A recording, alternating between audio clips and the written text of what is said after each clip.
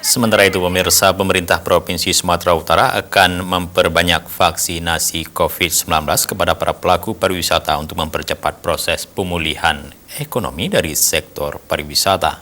Pemirsa, para pelaku pariwisata diminta segera mengikuti program vaksinasi yang dilakukan oleh pemerintah setempat.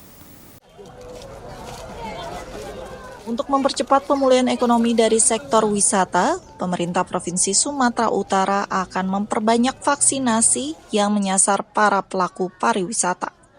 Gubernur Sumatera Utara Edi Rahmayadi di Medan pada Jumat siang 10 September menjelaskan, pihaknya akan melakukan vaksinasi COVID-19 kepada para pelaku pariwisata yang ada di sejumlah destinasi andalan, seperti Brastagi dan kawasan wisata Danau Toba.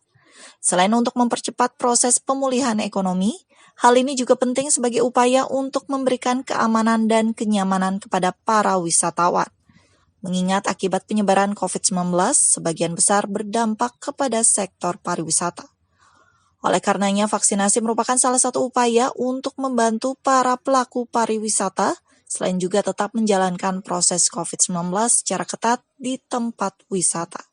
Dampak dari COVID membuat orang tak datang ke tempat pariwisata. Langkah-langkah inilah dilakukan, salah satu adalah vaksin, di samping protokol kesehatan. Kalau ini bisa dilakukan dan kita menjadi sehat, kita baru pikirkan kembali tempat-tempat pariwisata dibuka kembali.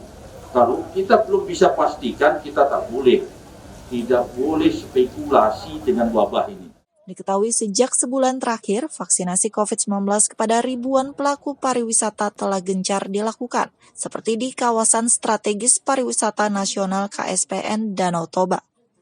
Sementara itu sampai saat ini, vaksinasi dosis pertama untuk semua kalangan dan usia di seluruh wilayah Sumatera Utara sudah berada di atas 90%, sedangkan dosis kedua masih di bawah 50%. Dari Medan, Sumatera Utara, Doni Aditra, Kantor Berita Antara mewartakan.